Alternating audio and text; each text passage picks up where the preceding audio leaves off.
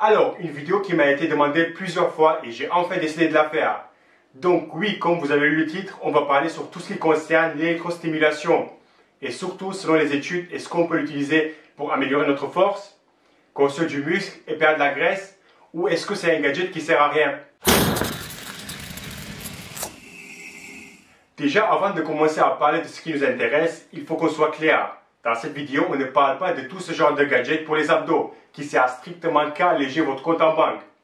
Et je suis sérieux, ces trucs pour les abdos, c'est une perte de temps et d'argent. Tu ne peux pas perdre de la graisse qui couvre tes abdos avec ce genre de ceinture.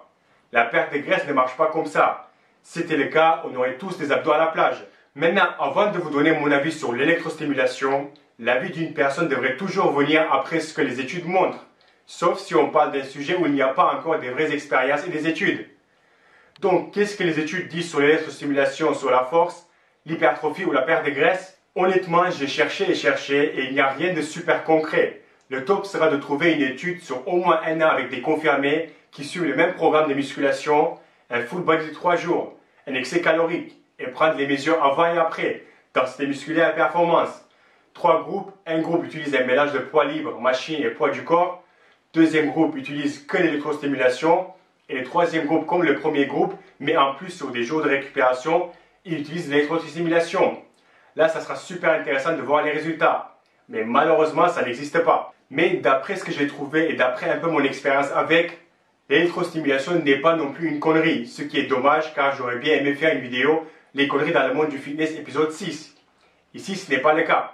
Déjà, après cette étude plutôt solide, malheureusement sur des sujets sédentaires et peu de participants, ils ont vu une bonne amélioration au niveau de force, densité musculaire et VO2 max. Puis d'après cette étude sur les personnes en bonne santé et des athlètes, ils ont montré que l'électrostimulation améliore la force musculaire et puis combiné avec certains exercices, ça améliore aussi les performances sur des exos dynamiques comme les sauts et les sprints.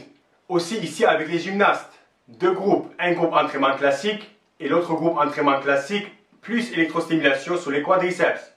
Résultat, après 3 semaines, le groupe avec l'électrostimulation a plus progressé au niveau force et extension des cuisses et donc les sauts par rapport à l'autre groupe.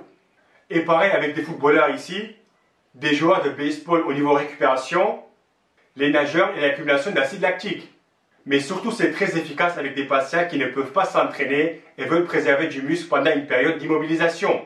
Donc, au final, est-ce que c'est bien utile d'avoir une machine d'électrostimulation chez soi pour l'utiliser de temps en temps, soit pour la récupération ou soit sur certains muscles pour améliorer ses performances? Oui, si tu as le budget pour acheter un et surtout l'utiliser en complément, ou si tu as une blessure ou un problème qui t'empêche de t'entraîner pour une longue période. Personnellement, si j'avais les sous ou s'il y a une marque qui veut m'envoyer un pour tester et faire une vidéo avec, je le ferai et j'utiliserai avec plaisir. Et si je dois l'incorporer dans mon programme, je pense que j'utiliserai pour la récupération ou pour travailler certains groupes musculaires 3 fois par semaine sans aller à la salle. Par contre, il faut éviter les ceintures à la con pour perdre de la graisse. Ça ne marche pas et c'est une perte d'argent. Si vous décidez d'acheter un, économisez vos sous pour acheter un qui vaut vraiment le coup. Les complexe qui sont déjà à 200-300 € sont pas mal pour un début. Voilà, merci et à la prochaine vidéo.